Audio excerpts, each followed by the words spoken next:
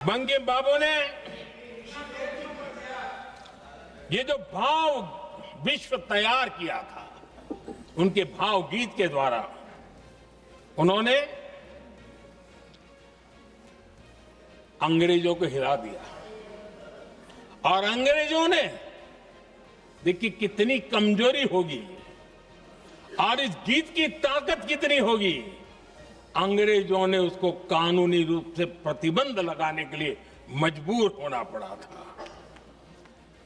गाने पर सजा, छापने पर सजा, इतना ही नहीं, वंदे मातरम शब्द बोलने पर भी सजा। इतने कठोर कानून लागू कर दिए गए थे।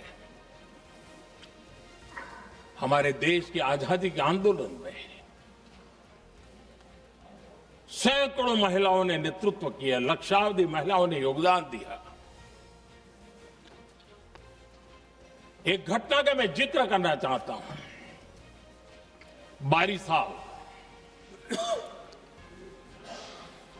बारिसाल में वंदे मातरम गाने पर सर्वाधिक जुल्म हुए थे।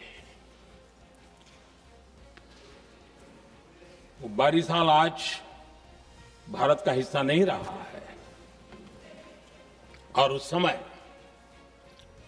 बारिसाल की हमारी माताएं, बहनें, बच्चे मैदान में उतरी थी वंदे मातरम के स्वाभिमान के लिए। इस प्रतिबंध के विरोध में लड़ाई के मैदान में उतरी थी। और तब बारिसाल की एक वीरांगना श्रीमती सरोजिनी बोस, जिन्होंने उस जमाने में वहां की भावना को देखिए, और उन्होंने कहा था कि वंदे मातरम जो प्रतिबंध लगा है, जब तक ये प्रतिबंध नहीं हटता है, मैं अपनी चूड़ियां जो पहनती हूं निकाल दूंगी। भारत में वो एक जमाना था, चूड़ी निकालना यानी महिला के जीवन की बहुत बड़ी घटना हुआ करती। लेकिन उनके लिए वंदे मातरम की वो भावना थी। उन्होंने अपनी सोने की चूड़ियां, जब तक वंदे मातरम प्रतिबंध नहीं हटेगा मैं दोबारा नहीं धारण करूंगी, ऐसा बड़ा व्रत ले लिया था। हमारे देश के बालक भी पीछे नहीं रहे थे। उनको कोड़े की सजा होती थी, छोटी छोटी उम्र में उनको जेल में बंद कर दिया जाता। और उन दिनों खास करके बंगाल की गलियों में लगातार वंदे मातरम के लिए प्रभात फेरियां निकलती थी। अंग्रेजों के नाको दम कर दिया था। और उस समय गीत गूंजता था बंगाल में, जाए जाबे जीवोनो चोले, जाए जाबे जीवोनो चोले, जोगो तो माजे तोमार काजे, वंदे मातरम बोले। अर्थात हे मां, संसार में तुम्हारा काम करते और वंदे मातरम कहते जीवन भी चला जाए तो वो जीवन भी धन्य है।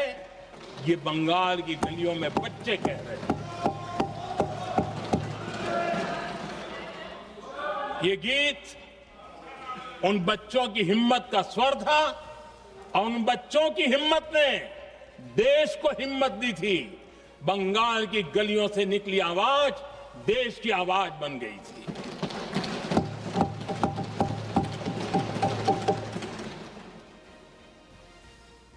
उन्नीस 1905 में फरीदपुर के गांव में बहुत छोटी छोटी उम्र के बच्चे जब वंदे मातरम के नारे लगा रहे थे, अंग्रेजों ने बेरहमी से उन पर कोड़े मारे थे। यानी एक प्रकार से जीवन और मृत्यु के बीच लड़ाई लड़ने के लिए मजबूर कर दिया था। इतना अत्याचार हुआ था। 1906 में नागपुर में नील सिटी हाई स्कूल के उन बच्चों पर भी अंग्रेजों ने ऐसे ही जुल्म किए थे। गुना यही था कि वो एक स्वर से वंदे मातरम बोल करके खड़े हो गए थे। उन्हें वंदे मातरम के लिए मंत्र का महात्म्य अपनी ताकत से सिद्ध करने का प्रयास किया था। हमारे जांबाज सपूत बिना किसी डर के फांसी के तख्त पर चढ़ते थे और आखिरी सांस तक वंदे मातरम, वंदे मातरम, वंदे मातरम, यही उनका भाव घोष रहता था।